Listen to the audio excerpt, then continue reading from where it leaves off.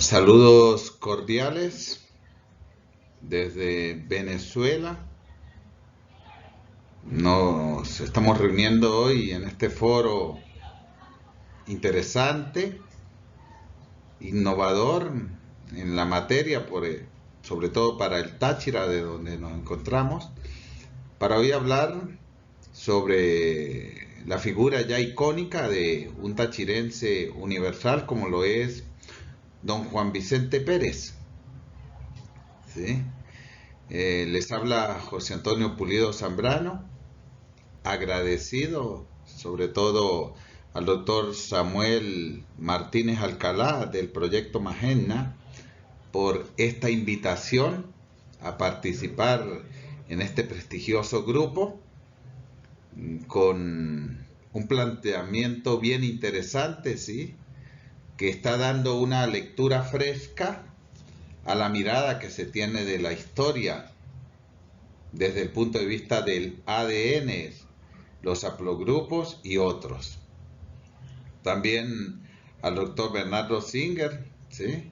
Quien desde su página Retazos del Táchira nos está llevando a una continuidad de la historia todos los días a través de la imagen, ¿sí? Una manera innovadora de contar la historia usando las redes sociales y todas las nuevas tecnologías. También agradecer a la Maestría en Historia de Venezuela por los apoyos que nos dan constantemente para dar herramientas para contar elementos como los que vamos a tratar hoy. A la revista Táchira Histórica también por apoyarnos en todos estos proyectos y que nos han ayudado a dar puentes para hoy estar acá con estos dos grandes hermanos en la historia como lo son Samuel y Bernardo. Bueno, a mí se me ha dado la responsabilidad de hablar un poco de Juan Vicente Pérez, el hombre, ¿sí? Por ello, el título de este conversatorio, de la genealogía en la geohistoria a la geografía humana. ¿Por qué este título? Porque el hombre también es un territorio, y así como el territorio, el hombre está en constantes cambios, y más si se estudia al personaje desde los vínculos de su familia, esos vínculos familiares que están entrelazados con diferentes documentos de la historia, y por supuesto ese contexto de contraste en lo que es la historia y la fuente y ese espejo que está en el frente que es la oralidad. Por eso hoy nos van a quedar quizás muchas inquietudes al tocar temas como la esclavitud, ¿sí? El tema hasta dónde los libros que asientan nuestra historia son tan fidedignos cuando nos encontramos ante hechos que la ciencia nos dice por allí pareciera que no es el camino. ¿Sí? Entonces vamos a dar inicio.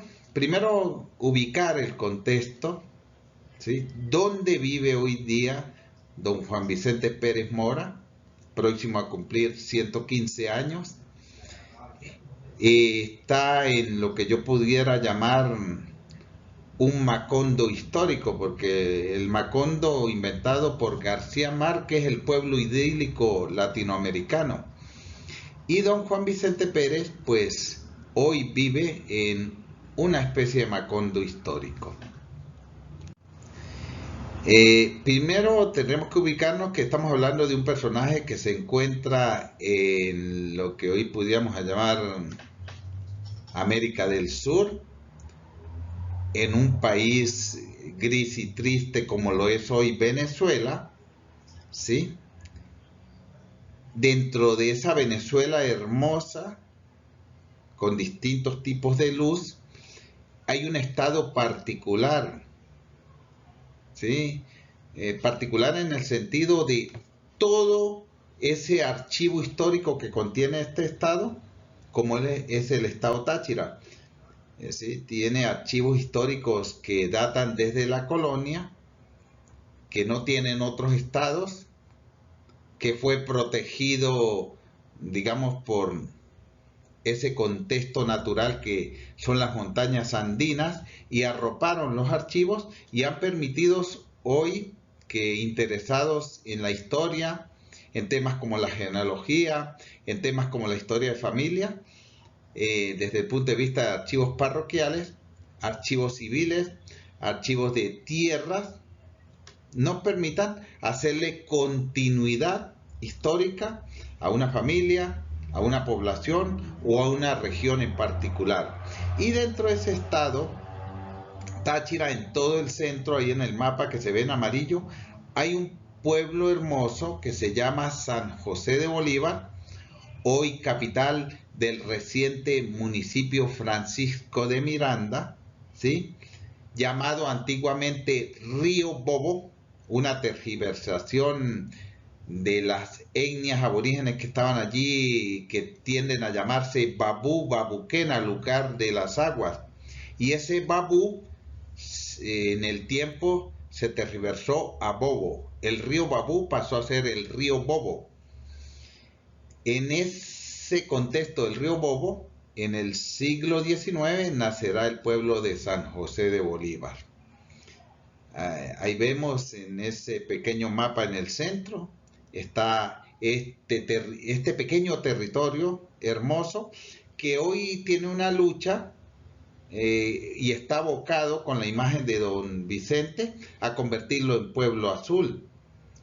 Hemos tenido una característica que en los últimos años hemos tenido muchas personas que están pasando de los 100 años en esta población, en este pequeño territorio. Hace poco, 2 ancianos más volvieron a pasar de los 100 años, ¿sí? Se acaban de celebrar.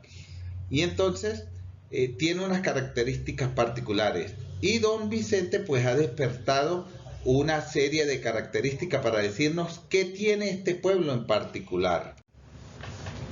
San José de Bolívar fue fundado por 2 personajes particulares, una imagen civil en Ramón de Jesús Pulido Ramírez, uno de nuestros ancestros, y el padre Fernando María Contreras, ¿sí?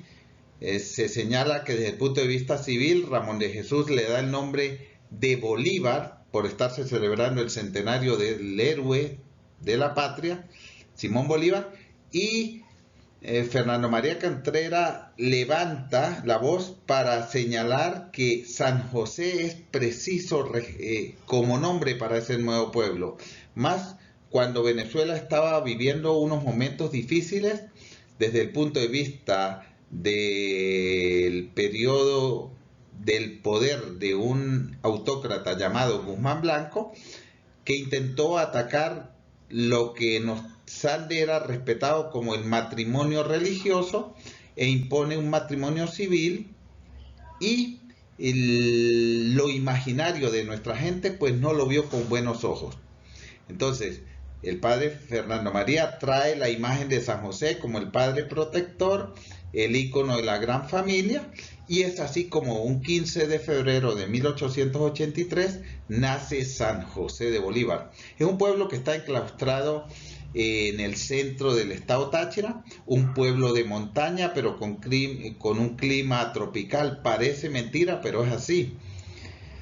Es un tanto utópico en la gran variedad de personajes que se viven allí. ¿En qué sentido? De que San José de Bolívar mira el mundo desde otra óptica, ¿sí? Es un pueblo muy local, ¿sí? Siempre está pendiente de que San José va con los avances de lo que impera en esta humanidad. Ahí vemos una imagen, una de las tantas, estas fotografías del año 1976.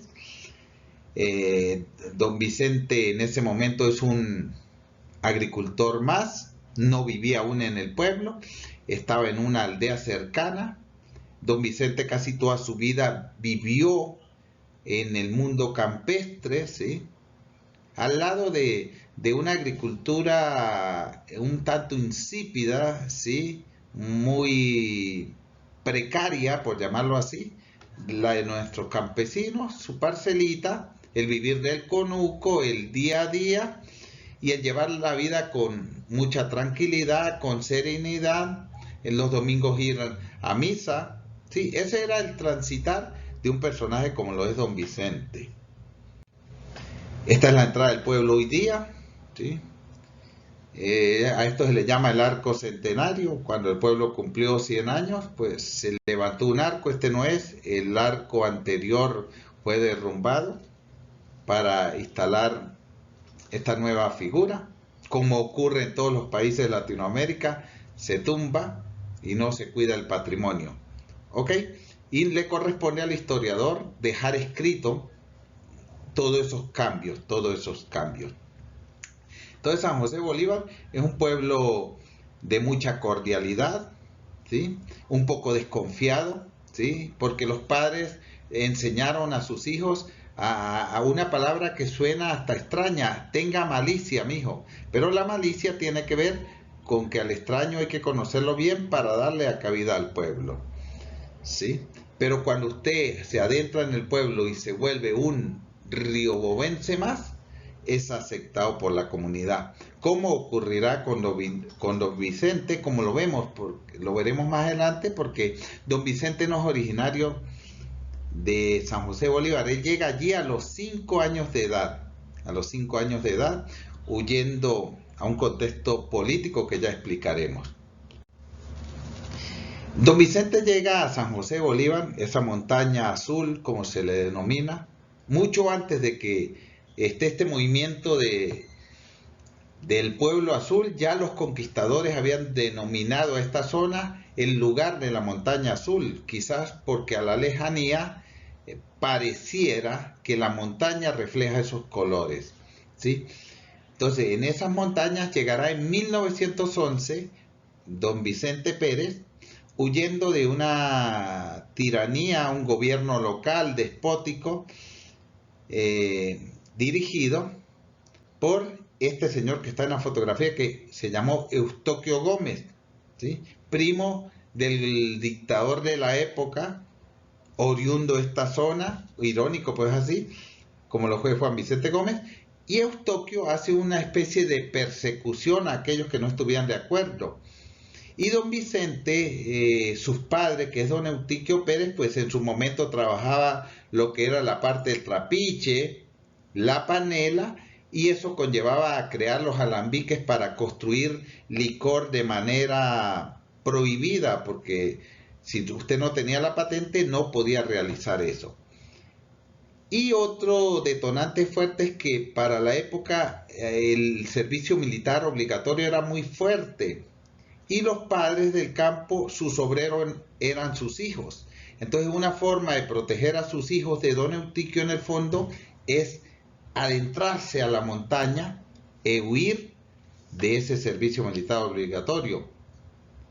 Para 1911, para llegar a San José Bolívar, no habían carreteras, un camino de trocha, ni camino real podría llamarse, un camino de trocha, de herradura, y era un lugar lejano. Entonces, pero por ser un lugar lejano, era un lugar de protección para alguien que quisiera abrazar y cuidar a su familia. Y los Pérez se caracterizaron por eso, de ser familias errantes, pero en clanes, no separarse.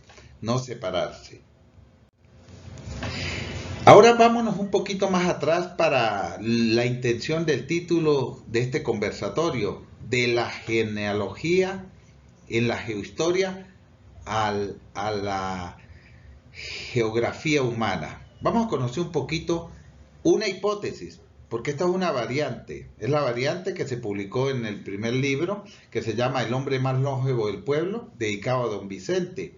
Fueron las primeras investigaciones que se hicieron. Hoy día, con estas pruebas de ADN, pues ha movido los andamiajes de este texto en particular, y nos pone a decir qué tanto de verdad hay en los documentos escritos, porque el ADN dice otra cosa. Pero lo que logramos investigar, este es el documento más antiguo de uno de los ancestros de don Vicente. Está en el Archivo Histórico de la Grita, en el legajo 14 del año 1801, y es una especie de censo de dueños de haciendas de tabaco y cacao.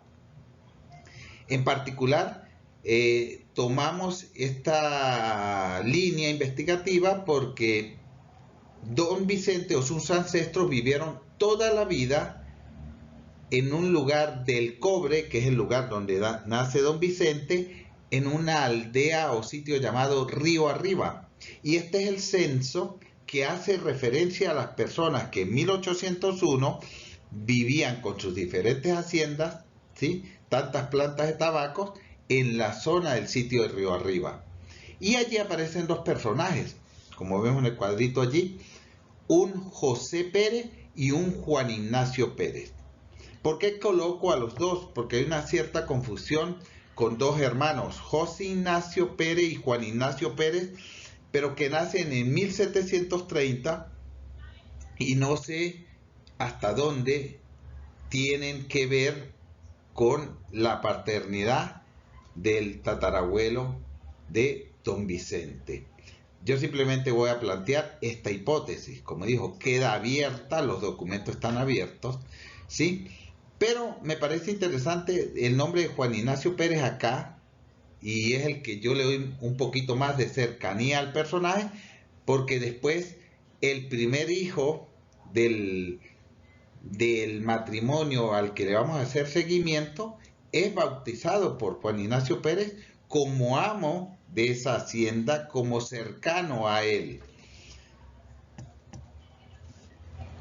El siguiente documento que me parece interesante compartir con ustedes es esta acta de bautismo, esta partida de bautismo del año 1765 de un niño que se llama Juan Ignacio, hijo de Francisco Antonio Pérez y Paula Petronila Pérez Gómez.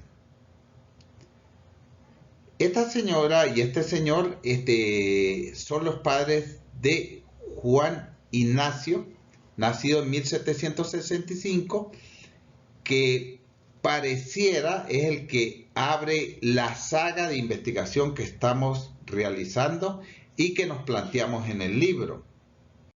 ¿Qué queremos decir? Que este Juan Ignacio nos lleva al documento hasta ahora más antiguo de libros que hemos hallado, a dos personajes, Juan Pérez Salas y Felipa de Mora, que serán los padres de Francisco Antonio Pérez Méndez, casado con Paula Petronila Gómez Escalante, y que serán los padres de este Juan Ignacio. ¿Por qué lo traigo a colación? Porque este Francisco Antonio va a ser hermano de José Ignacio y otro Juan Ignacio, uno nacido en 1734 y otro en 1736. En el libro de matrimonios, más adelante, que aparece en el archivo histórico de la iglesia matriz de la Grita, adelantándonos un poco, aparece el primer personaje que nos conecta en documentos con don Juan Vicente, ¿sí? Tiene que ver este personaje con un señor llamado Juan de los Santos Pérez, ¿sí? Esta partida aparece en el libro de matrimonio, y lo que nos llama la atención es que allí se señala a Juan de los Santos como esclavo de don José o Juan Ignacio Pérez. Ahí hay una confusión, pareciera leerse José, pareciera leerse Juan, se ve más claro José, pero por los documentos del censo de tabacos lo nombran como Juan Ignacio. Y los dos hermanos, por haber nacido muy seguido, tiende a la confusión de ser José Ignacio o Juan Ignacio Pérez, ¿sí? Pero acá nos dice que este Juan de los Santos, esclavo, es hijo de Magdalena Escalante, lo coloca allí entre cuadritos, ya libre. Es decir, su madre en ese momento ya pasa a ser liberta, y dice que su abuela materna, ¿no?, que se llama Ana María, también no fue casada como la madre. Las dos tuvieron a hijos en soltería. Este es el primer golpe, digámoslo así, bonito, ¿sí? Académico, porque los estudios que se hacen después con Samuel y con Bernardo empiezan a decir, espérese, el ADN dice una cosa y los documentos dicen otro. Yo no me voy a adelantar en ello porque para ello Samuel y Bernardo van a ahondar más en el tema. Yo solamente voy a dejar lo que dicen los documentos. Entonces, este primer documento de un personaje directo con don Juan Vicente es su tatarabuelo Juan de los Santos. Juan de los Santos. ¿Por qué traigo Juan de los Santos? Porque vamos a ver un siguiente documento donde ya no se coloca a Juan de los Santos cuando él tiene su primer hijo, ya lo colocan como mulato y a su esposa le colocan el nombre Blanco al lado. Sí, eso de las clases sociales. Interesante. Pero allí se vuelve a nombrar tanto a la madre, ¿sí?, que dice Magdalena Escalante mulata, ¿sí? Es decir, se le da un epíteto particular a la madre de Juan de los Santos. Pero llama la atención que los padrinos de este primer hijo es ese Juan Ignacio Pérez y su esposa María del Carmen Omaña, que son los que tienen la hacienda en Río Arriba, en el Cobre, en los años de 1800, donde está este censo al que hice referencia anteriormente. Este va a ser un matrimonio de una gran prole como los siguientes, ¿sí? Son familias muy numerosas, demasiados hijos.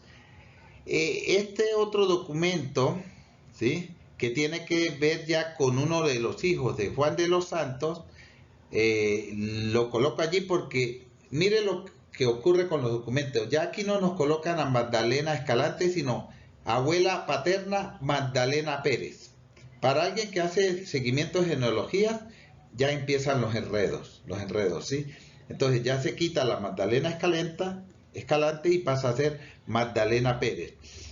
Pero este niño en particular, Juan de los Santos y Juana María Pernía, van a tener varios hijos. Este es el primero, Juan Ángel, José Félix, Antonio Salvador, Clara, María Edita, María Menegilda, José Gregorio y José de la Cruz.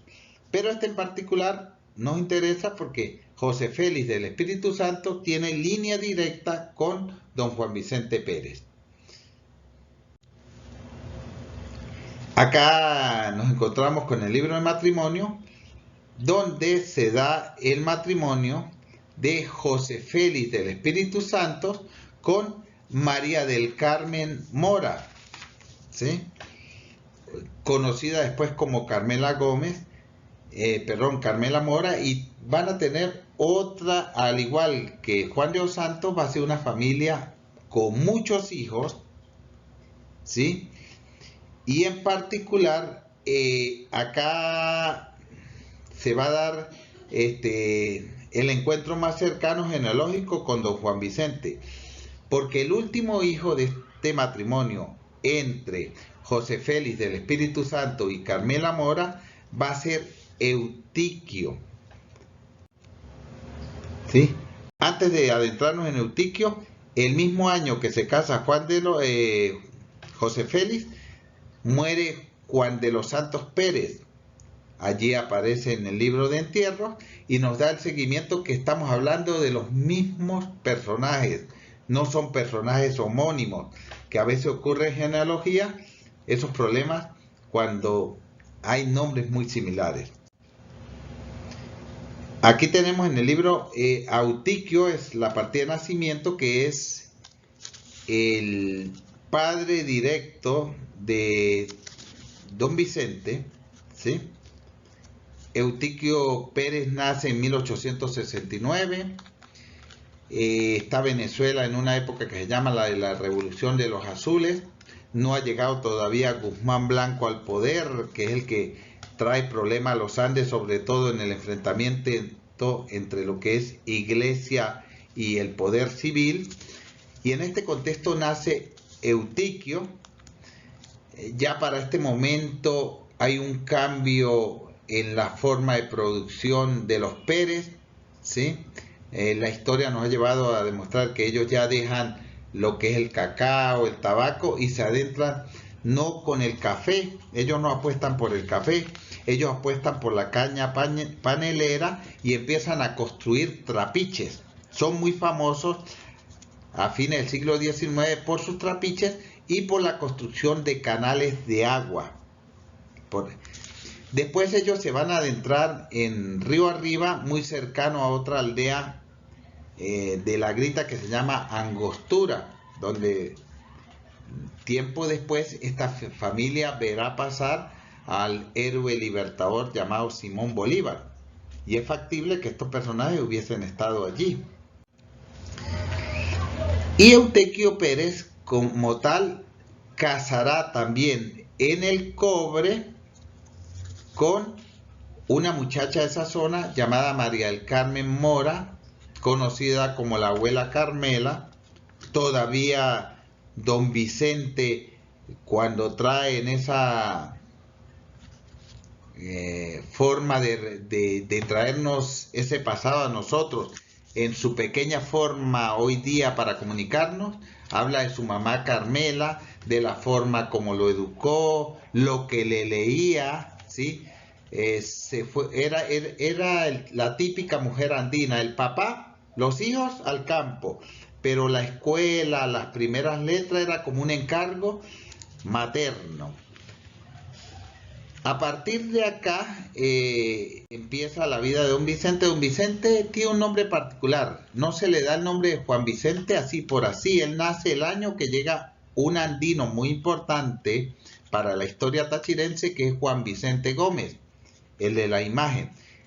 Entonces los padres, como un homenaje a ese presidente, le dan el nombre de Juan Vicente a su hijo.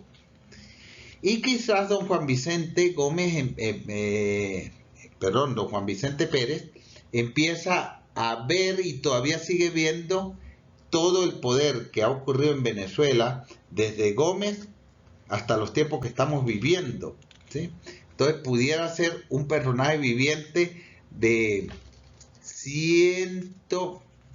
casi 120 años de historia política, ¿sí? Conoció el proceso de la dictadura a la democracia, la creación de los partidos políticos, la reforma agraria. Don Vicente pudo ver con sus ojos la evolución del pueblo, que es la pequeña patria, la matria, esa teoría tan bonita que tienen los mexicanos. Él vio esa evolución en su matria, pudo observar cuándo llegó la carretera al pueblo, cuándo llegó el primer automóvil, conoció a todos los sacerdotes, porque San José Bolívar pasa a ser parroquia eclesiástica como tal a partir de 1943, ¿sí? Acá logramos, después de mucho tiempo, antes de publicar nuestros libros, el acta de nacimiento de don Vicente. Es decir, ya don Vicente, sus ancestros no, pero don Vicente pudo ya conocer no solo su estudio genealógico desde el punto de vista de la partida de nacimiento, porque las partidas de nacimiento civil nacen en Venezuela a partir de 1873 con Guzmán Blanco. Anteriormente todos los estudios que se quieran hacer en genealogía en Venezuela se tienen que hacer por los archivos eclesiásticos. Y para ir finalizando, ¿qué representa don Vicente para nosotros? Primero que todo, campo, campestre, el hombre de campo, el hombre de páramo, ¿sí? El hombre agresto, el hombre de la tierra. Pero don Vicente también es familia, ¿sí? Así como sus ancestros, ¿sí? Su prole no fue tan numerosa como la de su padre o la de su abuelo, pero sí tuvo varios hijos, una gran cantidad de nietos, bisnietos, como lo lleva hoy la historia. ¿Qué más es don Vicente? Es amor. Don Vicente es amor. Aquí vemos una recreación cuando él se casa con su amor, el amor de su vida, Ediofina del Rosario. No se le conoció más mujer fiel, ¿sí? Tuvo una virtud en la vida de Dios, fidelidad y trabajo. Quizás por eso haya llegado a esos 115 años, tal vez ese sea el secreto, pero otros dicen, o él mismo lo dice, que él no sabe por qué Dios aún lo tiene acá. ¿Qué es más don Vicente? Paternidad responsable. En el lado izquierdo vemos la primera foto que se conoce de él con su hijo Isabelino, y muchos años después Isabelino a su lado lo sigue acompañando, ¿sí? Hoy día visitamos a don Vicente y Isabelino siempre está a su lado. ¿Qué es más don Vicente? Don Vicente es tiempo, como esa imagen. Allí se está riendo a través del tiempo hacia atrás. Don Vicente es eso, es Cronos, un Cronos andino en su particularidad. ¿Qué más es don Vicente? Es alegría. Yo creo que para vivir bien y con muchos años hay que tener alegría. Ni el odio ni el egoísmo, como nos lo ha hecho ver, le permite a un ser humano ir más allá. ¿Qué es más don Vicente? Esperanza y vida. Allí está con mi niña el día que le hicimos la prueba de ADN para Magenta, y ese día era una alegría tener a Anita al lado. Entonces, eso da una... ¿Por qué está aquí don Vicente? Para recordarnos que la vida continúa, ¿sí? En esa foto se reúne la niñez y la vejez en un mismo instante. Qué bonito. Pero ¿qué es más don Vicente? Don Vicente es aprendizaje. Por eso estamos hoy reunidos acá. Por eso estamos hoy para hablar de él, para compartirle al mundo lo que él representa, y como él lo dice, ¿por qué Dios nos sigue teniendo a don Vicente acá? ¿Qué mensaje nos está queriendo dar en un mundo tan caótico como en el que estamos viviendo hoy día? ¿Qué es más don Vicente? No pudieras terminar esta charla sin decir que es historia. Allí está la foto de la portada del libro que le logramos hacer, las visitas que hicimos con Bernardo cuando llevamos el libro, la primera vez que le visitamos para plantearle que le queríamos escribir su vida, mucho antes de que se conociera como el hombre más longevo del mundo, ¿sí? Por eso el libro se llama El hombre más longevo del pueblo. Bueno, muchas gracias. Este es un abreboca a la geografía humana, al personaje, al hombre, y algunos pequeños documentos que quisimos dejar allí como un apéndice documental para seguir estudiando a este personaje que sin duda ya es parte de nuestra historia universal. Muchas gracias, agradecido, y bueno, gracias, gracias, gracias.